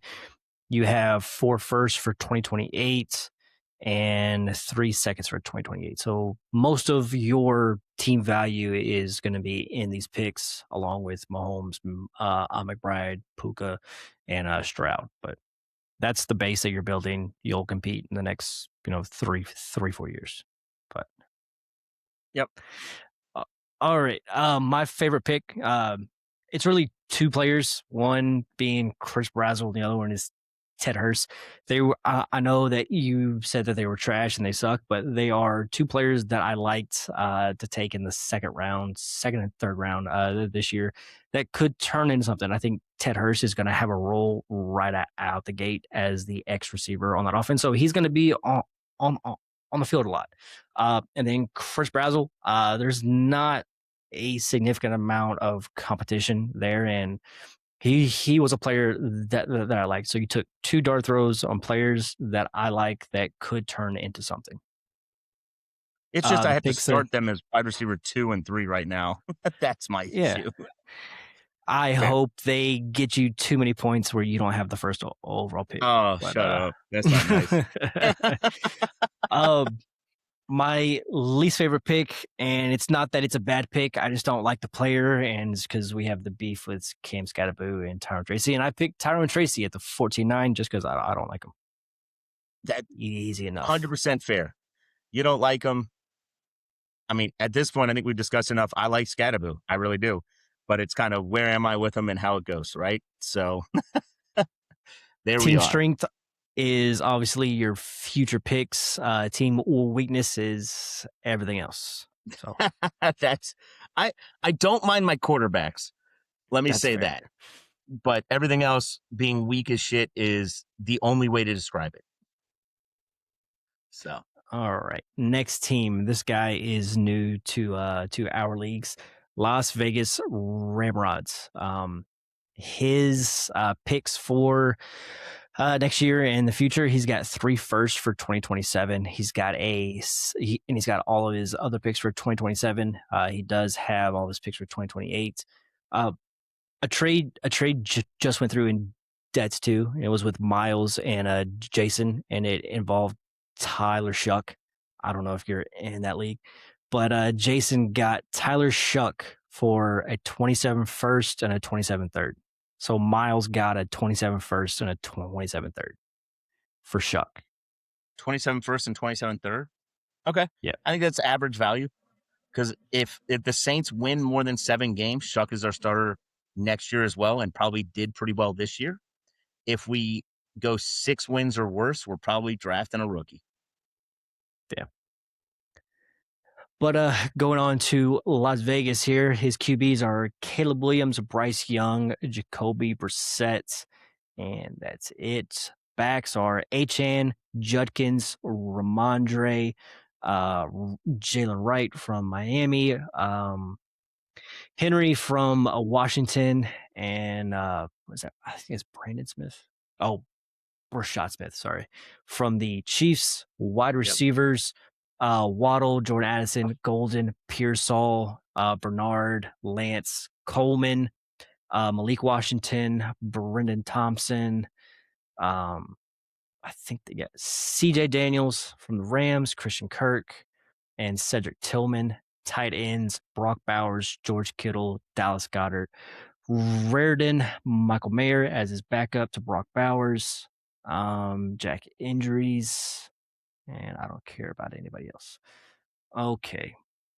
So my favorite pick, well, shit, I did. I did pick a third Packer, Matthew Golden at the 10-10, just because in that range, you know, there's one player that I'll talk about with the player I hate, and it's Pearsall. So these guys were back to back 10-10 and 10-11.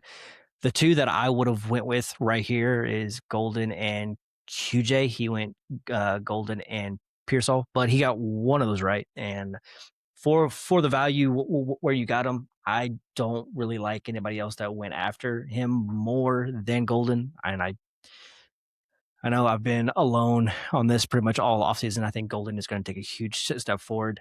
He's taking a dart throw on a guy in the 10th round that could be significantly higher next year. And I already talked about the player that I don't like, and that was Pearsall, because the very next pick was QJ, and I would have rather had QJ. Yeah, What do I'm you got? looking. I know he has 2 extra firsts. I'm Mm. curious if he Oh, based that's on right. I'm sorry. No, wait. Who does was he the still one? does he still have Go this ahead. team? That's what I'm gonna look at. I'm pulling that up now because I'm assuming, like, based on what I see here, I don't know how he would have gotten 2 extra firsts, if that makes sense, unless I missed something. Let me go look at his team real quick just to make sure. Yeah, was it Las Yeah, Vegas, right? he's got Lawrence and Zaragoza. Not So he's got I'm not two. talking about the I'm less so talking about, that he added it, and more so saying, did he lose one of these players? Like, was there a trade that happened at some point in this league? Does that make sense? I'm looking at his team. I don't think there's anyone that's missing from his team. I mean, he's still got Bowers, Caleb Williams, Devon Chan, Judkins. He still has Waddle, so he's still got all of his top guys. He still has everybody. Then how did he get Lawrence first? That's the question. I guess we'll get there. But you said he still got all his top guys. Good for them. Yeah, You he know, didn't make any trades after the startup, so he's got startup. the Yeah, 3 first and then this team. So yeah. No, I mean, I'm looking at it. Yeah, this team. I guess we'll get into that later. But having this team and 2 extra first is so awesome. There's no yep. other way to describe it. You got all your first 3 startup picks. You missed a 4th and a 7th, and have 2 extra first. Like, that's and you didn't even lose much. Yeah. Anyway, No. well, I don't know how that happened. That's It's okay that you're jealous is fine. oh yeah, 100%. I mean that if you can't get that straight right now, how jealous I am, it's off the charts.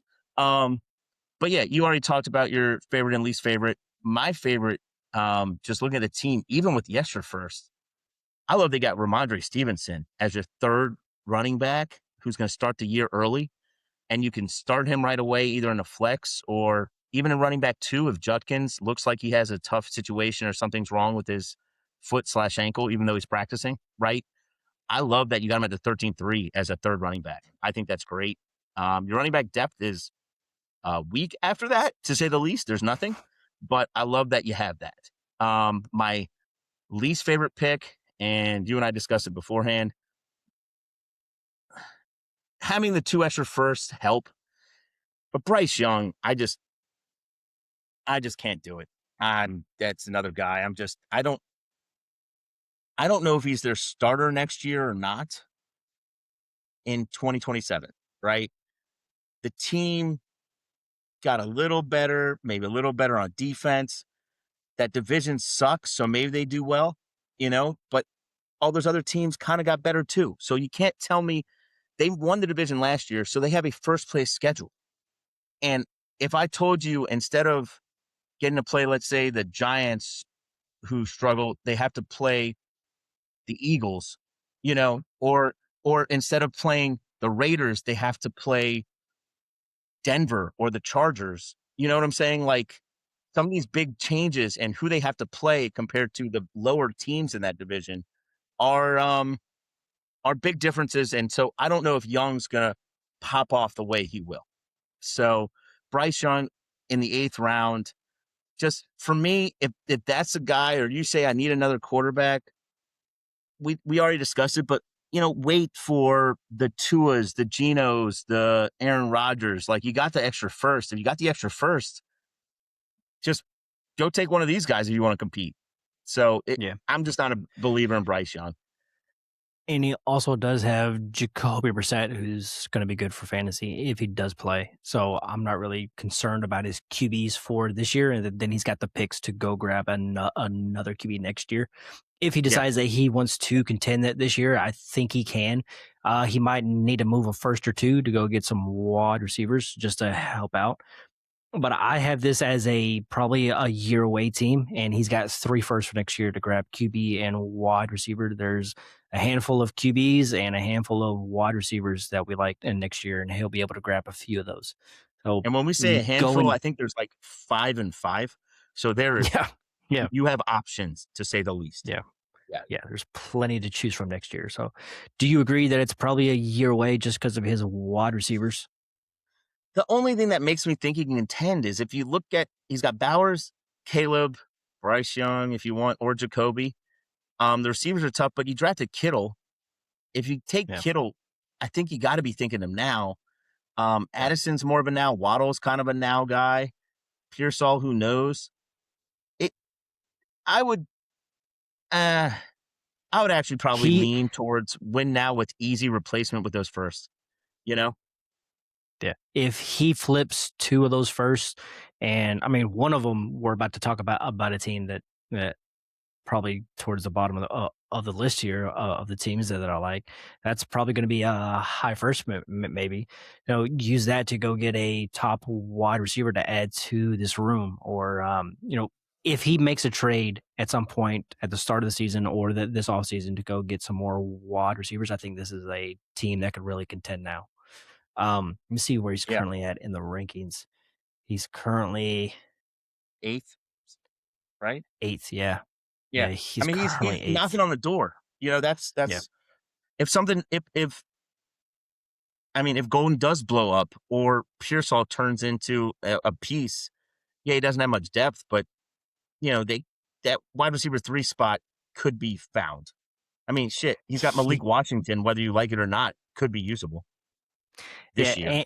And he's got the 3 tight ends that he's probably going to be starting a lot this year, and Bowers, Kittle, and Goddard. Like those 3 guys are going to be in his lineup, in his flexes as well. Yeah. So, or Stevenson, Ramondre, right? So he's got enough depth for the flexes. His wide receiver 3 is the spot he's going to have to find. Maybe 2 as well. All right.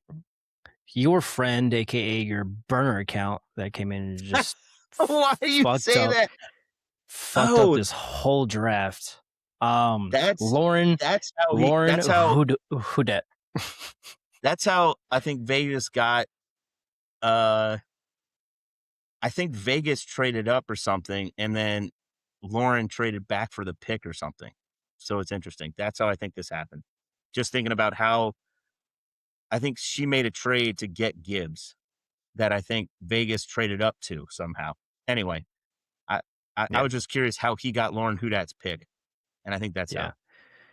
I threw it on his roster just to make it look better for this video, and then I'll take it back off after this video. Take it off. Good idea. So Lauren Houdet, this is her first league. She's also in Dad's 35, who we will be doing next week.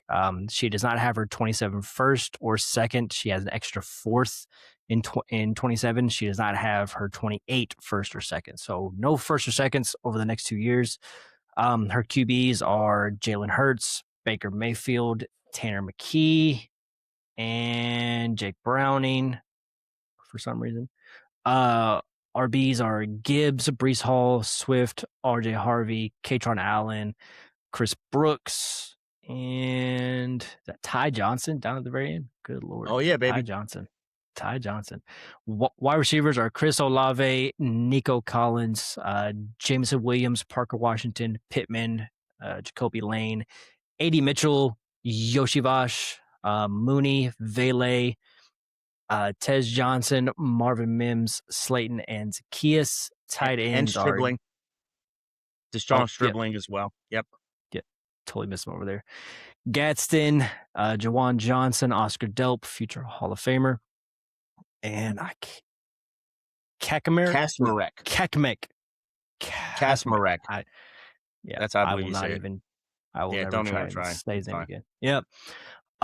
My favorite pick was Oscar Delp at the 17-9. I probably got that in there before you did. That's why you didn't have it. Oscar Delp, I'm a huge fan. She does have Jawan Johnson to play this year. Then I'm anticipating Delp being the starter next year. Love Delp.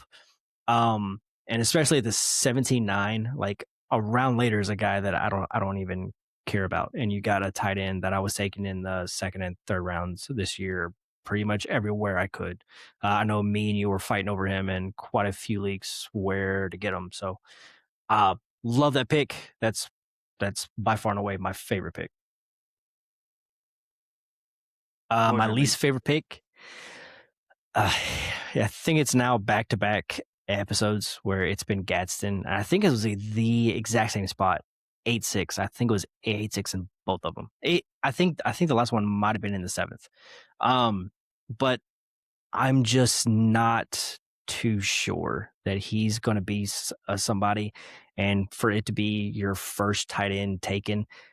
I mean, the ceiling is there. He could turn out to be great. I just don't think he's worth the eighth round pick. I mean, I guess I'm just the lowest person possible on Gadsden because I've been seeing him go high every single draft this year, and he had 3-4 games where he looked good and then disappeared. And that offense has a lot of mouths to feed, and he's not going to be a focal point. So I'm just concerned. And for it to be your first tight end, you'll probably end up starting Juwan Johnson more than Gaston this year. Especially early on. Now, pairing the Jawan Johnson to Delp, I love it. You know, I love Delp. I think he has the upside to be our third option. And if an injury or a second option starting in 2027. I mean, I guess technically this year, if injuries destroy the Saints, you know, there's always a couple of teams, but truly starting next year, he could be the second or third option on a team. Um, what I got to bring it up now because you've been very hard on it, but you have never really brought up that this is your least favorite player, and that's RJ Harvey. Why is that? Because the 8-11 so late that it's kind of fine? I mean, after that, it's David Montgomery, Kyle Monungai, Chuba Hubbard, Brooks. Like, I mean, if she would have taken him ahead of Swift, if those picks were Right. flipped, I would have said no, that's bad. But like, there's really no one I'm excited about after the Harvey pick.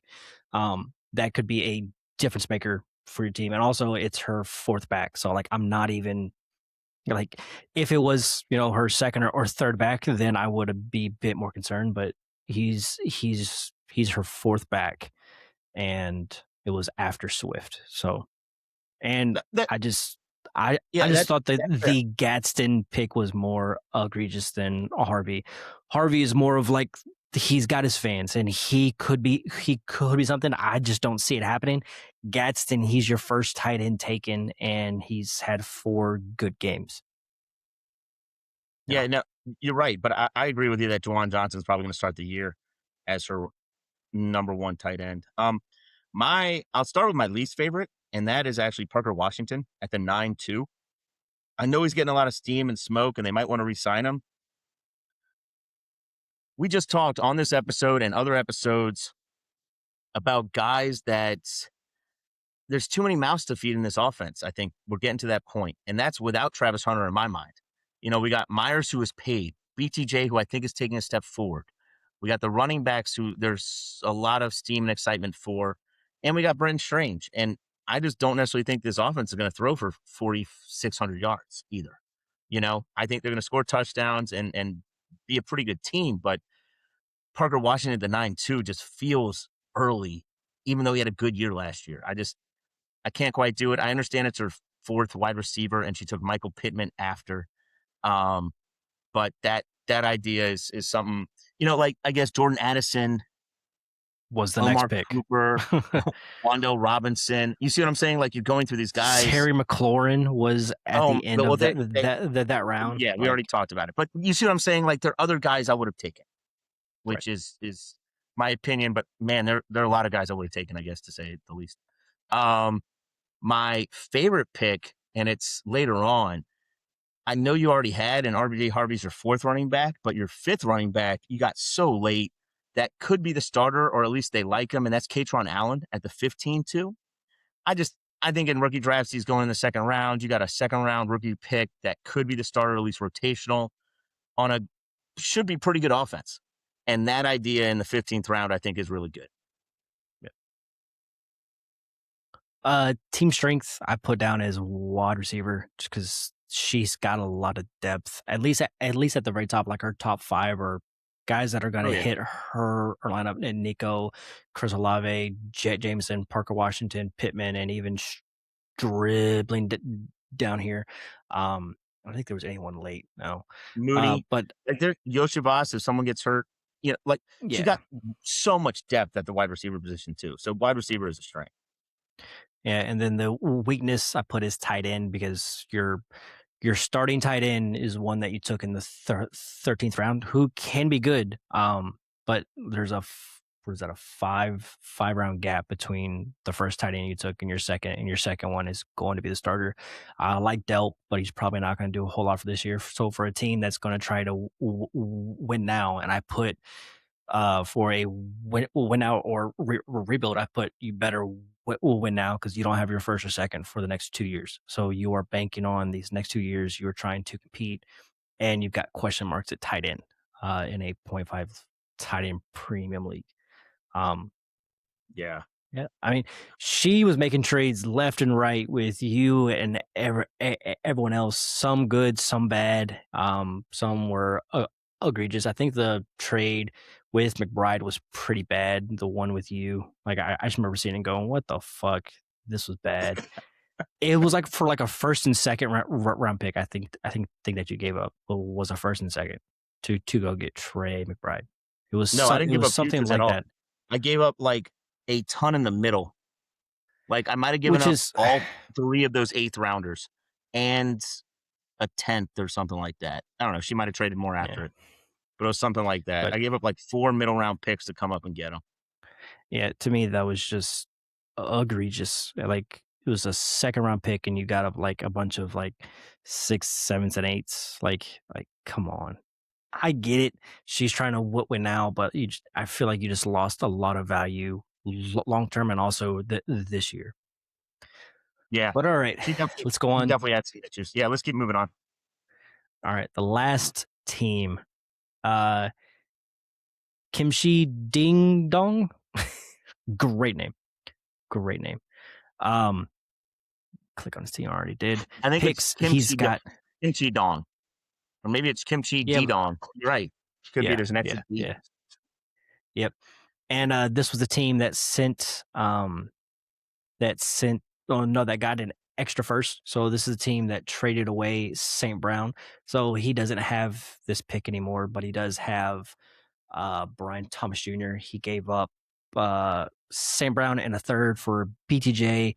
He got a 27 first and a 28 second. So he's got 3 firsts for 2027. He's got 3 seconds for 2027. He's got 2 firsts for 2028 and an extra second for 2028 as well. So a lot of picks for this team. His QBs are Sam Darnold, Goff, Ty Simpson. He's got Justin Fields. I totally forgot he even played. Backs, he's got Jonah Coleman, Damon Claymore, Caleb Johnson, Jaden Blue, Devin Neal, Isaiah Davis, Joe Mixon, and Kendre Miller. He's probably a closet Saints fan with all those Saints players.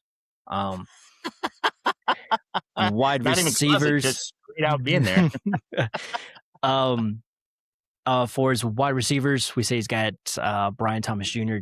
Does not have St. Brown anymore. He's got Ted McMillan, Drake London, Burden, Tyson, QJ, Zachariah Branch, Malachi Fields, Troy Franklin, Deion Burks. Tight ends, he has Max Clare. He's got Theo Johnson, Cole Kmet. He's got Trigg and Luke Musgrave. So no real tight end starter. My favorite pick was Jonah Coleman at the 11-1, and it kind of pairs into my hatred of RJ Harvey. J.K. Dobbins is probably going to get hurt. He's going to be good until he gets hurt. And then I think Coleman is going to be the one that steps up into that first down role. And he can catch the ball. He's a great pass catcher as well. I would almost say he's better than RJ Harvey as a pass catcher. So he's someone that could step in and do all the work in that backfield, and Harvey still keep his gadget role for that offense. And to get him as your RB1 on a team that's obviously playing for the future, you could look into, a top back going into next year if they don't add someone else and Coleman just balls out this year. I love Coleman. I think he's going to be great for the Broncos because I'm not too high on Harvey, and Dobbins just can't stay healthy, just save his life. The pick I hated the most was Ty Simpson. I get that you're a rebuilding team. I think this is a team that has like a year away. They could be a good team. You have all the draft capital in the world. If you wanted to flip in and contend now and go trade for some backs, like you've got the receivers, you would also have to trade for a tight end. But you have the capital to do it. Ty Simpson, if you are truly playing for a year or two away, this is fine. It is a bit early. I was not the biggest Ty Simpson fan, and he's going to be sitting for the next 2 years. So he's just going to continue to drop in value over the next 2 years. So you are taking this pick knowing that he's going to drop in value until he gets his starting gig. So Yeah. what do you got? So for me, my favorite pick. No, let's start with the negative. Let's say my least favorite pick, and it isn't even a pick. It's just there are no running backs and tight ends. Like you need a couple. There's 3 roster spots that you don't even have an option to start. Like I'm not talking this year, but next year either. And so it means what is interesting to me, right? This coming class, you added a lot of picks, but they have good players at those positions. They got a couple good tight ends, it sounds like, some good running backs, but the true strength is quarterback and wide receiver. And if you look at this team, I would not be drafting a receiver next year. You got BTJ, T-Mac, London, Burden, Tyson, QJ, and then I'm going to go back to my favorite pick, Malachi Fields, who should be the wide receiver too. You got Zachariah Branch as well. You just kept taking receivers. And next year, if you like it or not, if you get the first overall pick with your own or someone else's, Jeremiah Smith, of course, is going to be the guy. Your wide receivers get stronger and stronger. Just to me, I don't like the idea that I have to trade from this situation to actually make a full team and better roster. I like having most, and then when I get to the draft, the opportunity to kind of go either way. That's what I don't like about the team. If you sub one or two of these receivers for another running back, even just one running back or one running back and a tight end, I think I like it a lot more. But right now, you just have neither. I know you like Jonah Coleman. I think it was a fine pick at 11-1, but having to try and start him week 1 is rough. There's no way you compete right now, and you have enough points on your roster at wide receivers and even quarterback that you should be fine. So next year, you're going to probably have to take 1 QB, 2 running backs, and a tight end or 2, and hope that those rookies show up to compete. That always worries me, because at that point, do we know where Sam Darnold or Jared Goff are? You're playing the game of where am I in 2 years? Yeah. And, it helps that he's got 5 first and 6 seconds over the next 2 years to work with to make moves if he wants to contend this year or next year. He's got the flexibility with those picks to make those moves, or he could just sit and wait and, go along with the rebuild that he started. So Yeah. I No, like that's this team. There's a lot of value here. there is, I think he probably gave up a little bit, was a little light on the Amon Ra, but that's probably the best you're getting on that deal. Just personally my opinion. But no, it's kind of like my team. It's gonna be fun in the future. It's Yeah. probably gonna be annoying as shit right now. Of All like, what do I right. do? Who do I start? Who cares? Yeah. You're just trying to make it to next year. So the rest of season power rankings, let's just start from the bottom and go to the top. You are at the very bottom. Then it is Mike Watts. Then it's Kimchi Didong. So the three teams that, I mean, you and Kimchi, y'all have a lot of picks. Y'all are playing for the future. Actually, let me pull it up from the updated.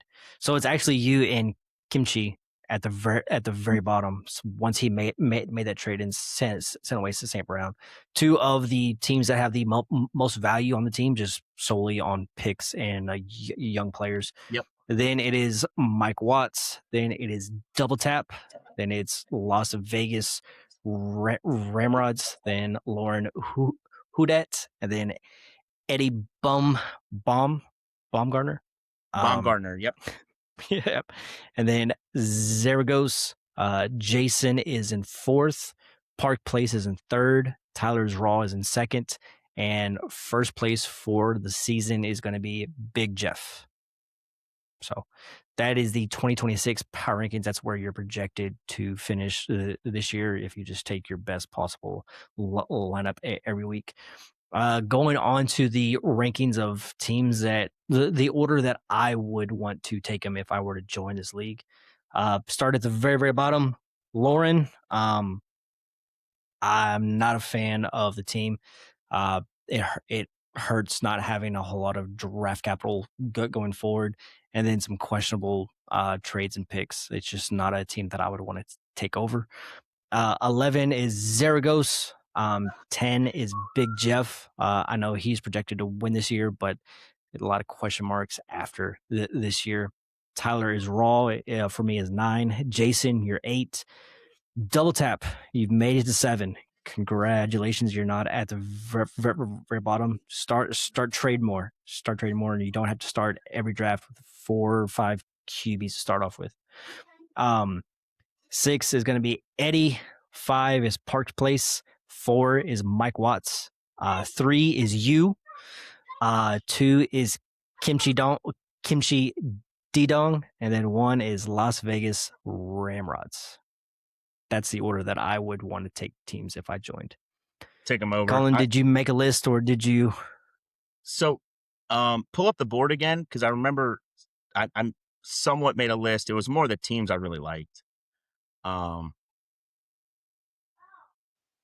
we could look and just kind of get off all of them if you can. I guess click out of it.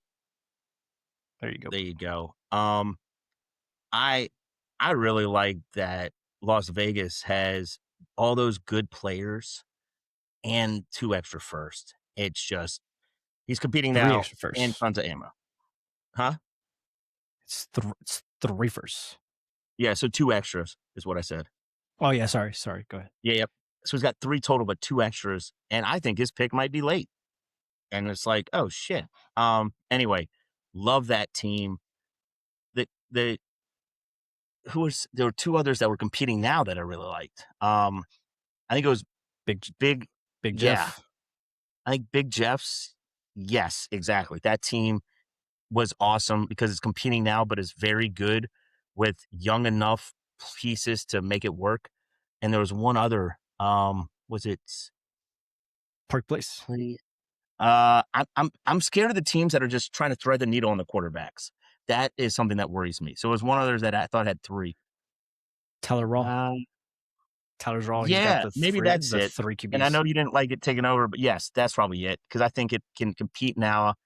I think the Terry McLaurin slides easily into a flex spot for him. And DJ Moore flexes with solid enough quarterback play. If Kelsey's any good, like these 2 teams, the last 2 we just talked about, are immediate win now teams that you can't say stacked, but looks so good on paper. And even though he's got Yep, Henderson on this team, um, are the paper winners going into, the true 2026 season.